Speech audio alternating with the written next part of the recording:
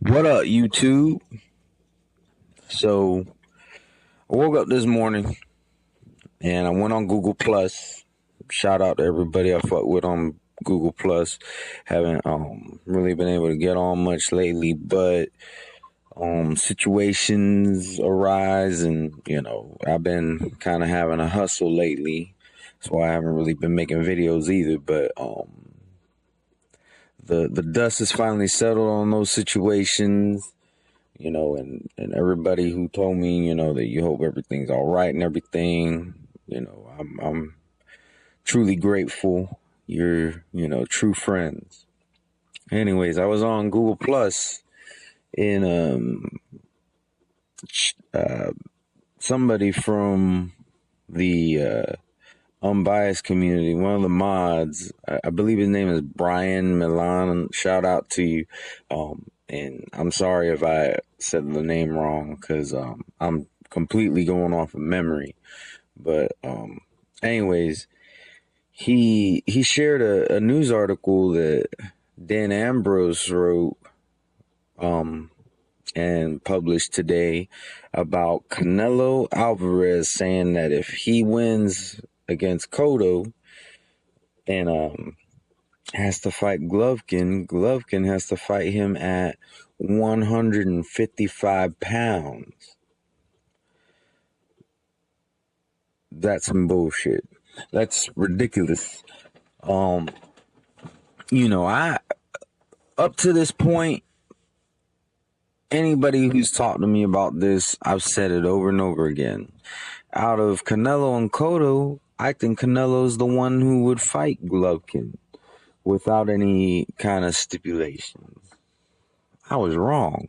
It turns out Canelo, if this is true, now that's one thing I will say, because, nowadays, somebody says something and it gets blown way out of proportion, or it's either not true, or a lot of times with these guys that English is not their first language, they'll say something not realizing how it comes off. Like Golovkin, for instance, said that he was afraid of Lemieux, when in actuality what he meant, I get, from what I hear, what he actually meant is that he's nervous, which is fine. It's your first pay-per-view, first unification.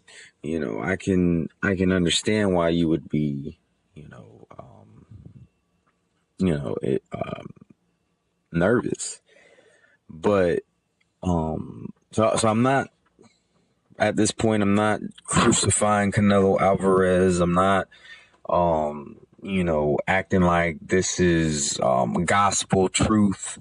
What I am saying is, if it is true, then Canelo's not the fighter that I thought he was.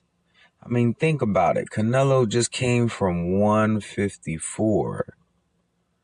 You're going to fight at a catch weight of 155? Bitch, then go back down to light middleweight, junior middleweight. Like, then there ain't no need for you to be at middleweight then. Fight Cotto in a non-title fight in November, and then Cotto will have to fight Golovkin, win or lose. Like, that's the way I feel about this. Like, both these dudes are divas, and up to this point, I thought that Cotto was the bigger diva than Canelo. But like I said, and I'm not saying that this is absolutely true, because in today's day and age, any little thing that you say, if you're a fighter with a name, any little thing that you say can be taken and twisted. Like I said, being that English is not his first language, I'll give him benefit of the doubt. But if it is true, if he is saying that Golovkin has to fight him at 155, then I lose all respect for this bitch. Just being real. I will have officially lost all respect for Canelo Alvarez. Because if that's the case, then just fucking fight at junior middleweight. Don't be trying to take no middleweight straps. You know, you don't feel like you're a true middleweight yet. Well, then you need to go back down to junior middleweight. That's the way I feel about it. You know, if I get a promotion to manager at my job, and all of a sudden I'm telling my boss, hey, I can't do, I know you told me these were my duties. These were the new duties that I have because you promoted me, but I'm only going to do this, this, and this. This, and this, I can't do. You know what my boss is going to tell me? I'm either going to get fired, or they're going to say, all right, you can't handle those responsibilities. Well, maybe manager position is not for you.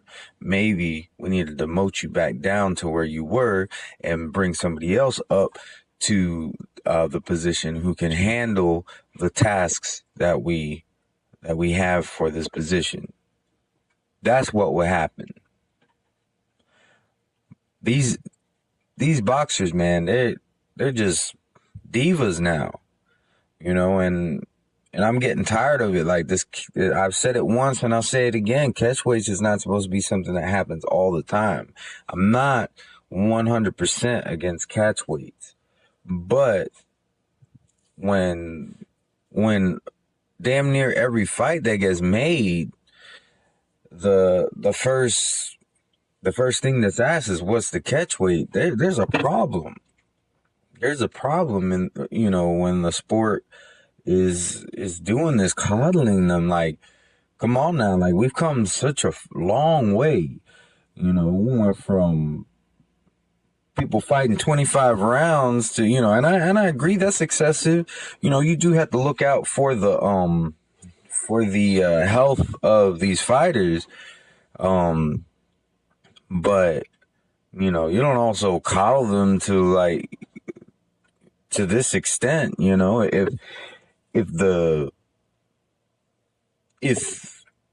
these guys are not going to be fighting in these weight classes that they're supposedly fighting in, but if they're not actually going to be fighting at those weights, then in my opinion, just do away with the weight classes.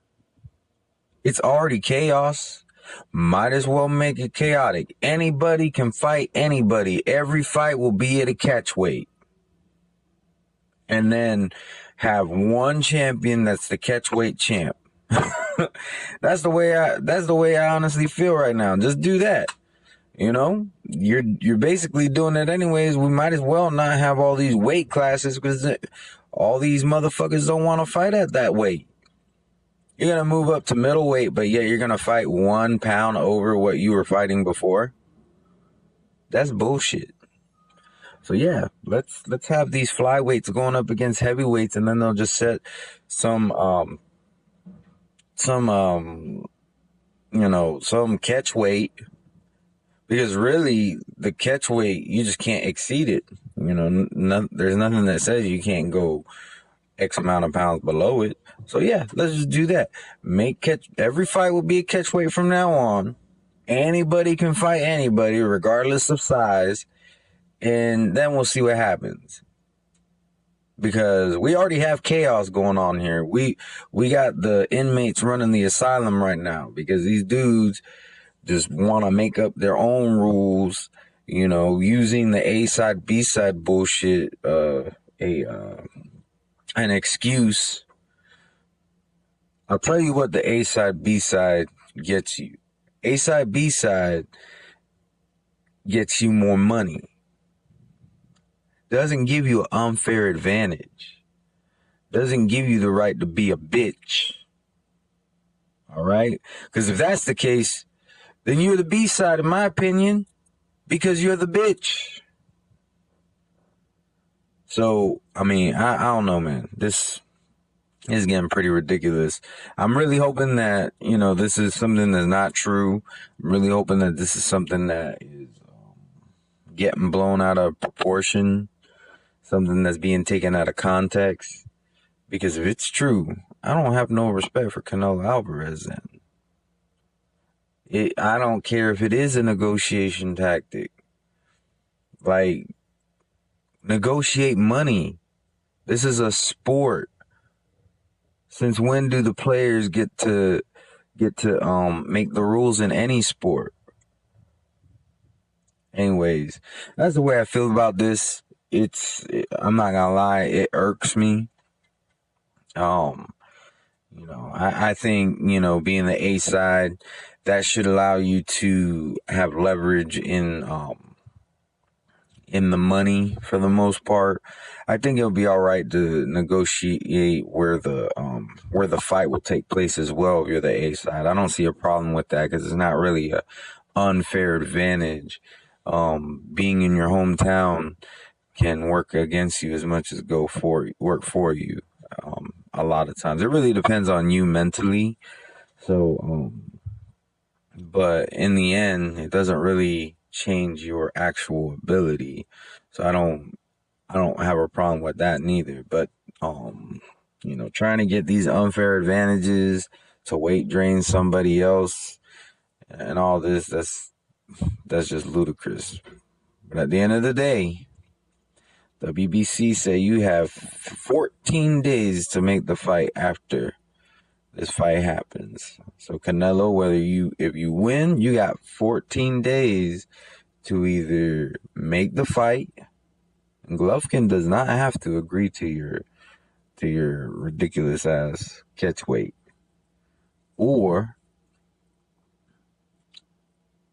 vacate the belt. Those are your options, according to the WBC as it stands today. Anyways, y'all let me know what you think. Sorry if I sounded a little butthurt. It's just, this shit really irks me. And I've been quiet for like a month, so it's all coming out. Anyways, y'all let me know what you think, and y'all have a good day.